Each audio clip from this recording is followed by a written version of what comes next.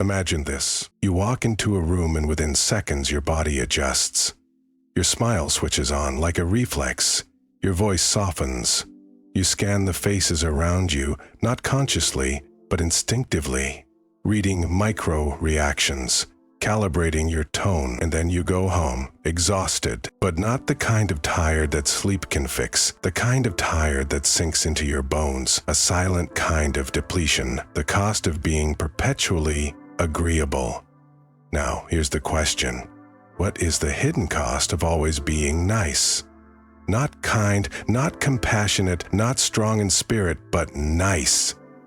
That watered-down, people-pleasing, conflict-avoidant version of yourself that exists not for your truth, but for their comfort. What part of you is sacrificed each time you smile through discomfort? What lives unlived behind the mask of politeness? What is the emotional price of betraying your own boundaries in exchange for approval? This is the kind of tired nobody talks about. The fatigue that comes not from effort, but from erasure. You're not tired because you're doing too much. You're tired because you're being too little of who you actually are. And here's the paradox. The nicer you become, the more invisible you feel. You were taught that niceness is a virtue, that it's polite, that it's the glue that holds society together. But what if it's also the cage? What if your compulsive look deeper? You weren't born afraid to speak. You weren't born with the urge to over-apologize. You weren't born feeling responsible for everyone else's emotions. That was taught, programmed, reinforced. Be nice. Be a good boy. Be a sweet girl. Don't make a scene. These weren't just lessons. They were warnings. Underneath the performance of niceness often lies something raw and unresolved. Fear. Fear of rejection, fear of conflict, fear of not being enough, fear of being too much. So you edited yourself, you calibrated, you dimmed your edges, you became palatable, presentable, praiseworthy, and yet you still feel empty. Because every time you filter your truth to make others comfortable, you disconnect from yourself. You create a split inside, a war between who you are and who you think you have to be. What happens to the soul when it's conditioned to smile through violation? What happens to the spirit when it's rewarded more for disappearing than for being real? Niceness becomes the armor, the performance, the survival strategy. But here's the problem. When you always play the role of the easy one, the pleasant one, the one who doesn't ask for much, you become the emotional dumping ground for other people's unresolved baggage, and eventually, you lose track of where your needs went. You forget how to say no. You forget what you even want. You become tired. Not just physically, but existentially, spiritually, morally, emotionally, and still you smile. Because that's what nice people do. But what if this fatigue is the signal? What if your exhaustion isn't a flaw, but a message? A final warning from the self you've been suppressing. Stop choosing comfort over truth. Stop abandoning yourself to make others feel okay. This video isn't about blaming you. It's about waking you up. Because the cost of always being nice isn't just exhaustion. It's the slow erosion of selfhood. Well, let's go deeper. The root of this issue isn't just behavioral, it's existential. At its core, the compulsion to be nice is a deep psychological adaptation. It's how many of us survived in environments where authenticity was unsafe, homes where anger wasn't allowed, schools where conformity was rewarded, cultures that elevated politeness over truth. Nice wasn't a choice. It was a shield. And the more unsafe the environment, the shinier the shield had to be. Carl Jung called this the formation of the persona, the mask we wear to be accepted by the world. But when the persona takes over, we lose touch with the self, the authentic core that holds our truth, our instincts, our raw humanity. Nice becomes the persona. And the longer we wear it, the more exhausted we become, not because it's heavy, but because it's not real. Being nice is rarely about compassion. It's often about fear. The fear that if we show our real feelings, we will be rejected.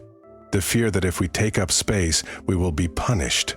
The fear that if we assert our needs, we will be seen as selfish. So instead, we play small. We stay agreeable. We confuse self-erasure with love. But what begins as a survival strategy slowly becomes a spiritual prison.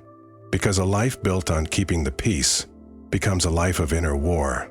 You avoid conflict externally, but you breed it internally. Jean-Paul Sartre warned that bad faith, living inauthentically, is the source of existential dread. When we deny our own freedom and hide behind roles, we experience a profound sense of disconnection, a fog, a fatigue, a life that feels like a script instead of a story. Gabor Maté, in his work on trauma and authenticity, explains it this way: when we have to choose between attachment and authenticity, we will choose attachment. Every time. Because as children, we needed love to survive. And if being nice got us that love, we learned to suppress everything that threatened it. But here's the tragedy. What kept us safe then is killing us now. You begin to distrust your anger, even when it's justified. You feel guilty for setting boundaries. You hesitate to say what you actually think because somewhere along the line you were taught truth causes disconnection. And connection, even shallow, is better than loneliness. But connection without authenticity isn't connection, it's performance. And performance, no matter how seamless, is draining. So we get tired, quietly, slowly, but profoundly. Arthur Schopenhauer believed that human suffering arises from striving, from the endless push to be something other than what we are. The nice persona is exactly that, a striving to be perceived as good, acceptable, lovable. Often at the expense of being real, and the soul can't breathe in that. It whispers at first, a bit of sadness, a subtle resentment, a vague fatigue. But if ignored, it gets louder. It becomes anxiety, depression, burnout, rage, emotional numbness. And still, we keep smiling, because that's what we were trained to do. But here's the truth. Every time you silence your truth to avoid discomfort, you add another layer to your inner silence.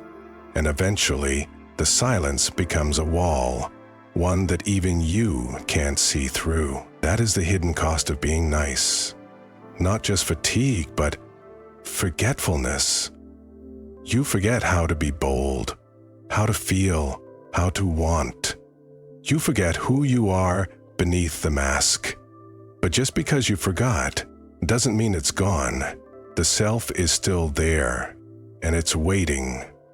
Let's uncover what happens when that self is denied for too long. At first, the consequences are subtle. You lose a bit of clarity, a bit of energy, a bit of desire. You begin to move through the world not as a person, but as a projection, a curated image, a collection of pleasing gestures. You start conversations hoping not to connect, but to avoid discomfort. You show up not to express, but to maintain appearances. You say yes when everything in you screams no, because saying no feels dangerous, disloyal, or unkind. And so, bit by bit, you disappear. Not in a dramatic, visible way, but in small, quiet abandonments. You abandon your preferences, you abandon your instincts, you abandon your boundaries, you abandon your voice, and eventually you begin to abandon your will. Not because you're weak, but because you've been trained to equate peace with pleasing. This is the emotional erosion that niceness creates. And it's slow, so slow in fact that you might not notice, until one day you realize you no longer know what you want. You no longer know what you feel. You no longer know who you are. This is how spiritual numbness begins. We think of trauma as violence, chaos, dramatic rupture, but some trauma is quiet. Some trauma looks like chronic over-perfectioning, like being the peacemaker, the fixer, the one who absorbs tension, never causes. That's the trap of being nice. You become the emotional caretaker of everyone else's feelings, while your own stay buried beneath the floorboards of your soul. And make no mistake, the body keeps the score. Psychologically, this kind of chronic self-abandonment leads to what Jung called the shadow, the hidden, rejected parts of the self that don't just go away, but live on in the unconscious. These suppressed energies build pressure, and when denied long enough, they erupt in irritability, in passive aggression, in burnout, in explosive moments of "I can't do this anymore," and when it's not expressed outwardly, it turns inward. Self-criticism, autoimmune disorders, fatigue with no medical explanation, anxiety that tightens your chest at night, depression that dulls your joy. You've been running a constant internal process, filtering every word, calculating every gesture, suppressing every uncomfortable truth, all in the name of being likable, lovable, easy to be around. But this is not ease. This is internalized warfare. You've sacrificed vitality for acceptance, aliveness for safety, truth for approval, and the soul cannot thrive in those conditions. What's more, society rewards this. It praises self-sacrifice. It labels compliance as maturity. It applauds burnout as a badge of responsibility. And the nice ones? They become invisible heroes, over-perfectioning, in silence while slowly dissolving. But let's be clear, there is nothing noble about self-erasure. The longer you deny your truth, the more distorted your world becomes. Relationships lose depth. Conversations lose meaning. Achievements lose satisfaction. You're there, but not fully. Engaged, but hollow. Smiling, but detached. Eventually, even your body starts to say no. You sleep longer, but feel less rested. You can't focus. You feel anxious in calm situations and numb in emotional ones. You stop dreaming. And this isn't burnout you can solve with a weekend getaway. This isn't fatigue you can treat with green juice and morning routine. This is existential depletion. This is what happens when the soul is silenced for too long and still you smile. Because that's what you've always done. But deep inside, something has shifted. You start to resent the very people you're trying to please. You start to feel trapped in the persona you created. You start to wonder if maybe the real problem isn't out there, but in the role you've been playing. This is the moment before awakening, the sacred friction, the inner tremor before a breakthrough. Because the truth is, your soul has never stopped sending signals. It's in the tension you feel when you bite your tongue. It's in the sadness that arrives after a long day of being agreeable. It's in the moment of stillness when the mask slips and something real aches to breathe. And that ache, that fatigue, that frustration, it's not your weakness, it's your wisdom. Your soul is not tired from doing too much. It's tired from being too little of who you are. Let's begin the rebellion. Rebellion doesn't always look like fire. Sometimes it looks like boundaries, like saying no with a steady voice, like honoring the storm inside you instead of silencing it for the sake of others' comfort. You don't escape the cost of niceness by becoming cruel. You escape it by becoming honest. And that begins with the most radical act of all, telling the truth. Not the curated, socially acceptable truth, the real truth, the one that trembles in your chest, the one you've been filtering your entire life, the truth that says, I don't want to be agreeable anymore. I'm tired of pretending. I'm not okay with this. I need more.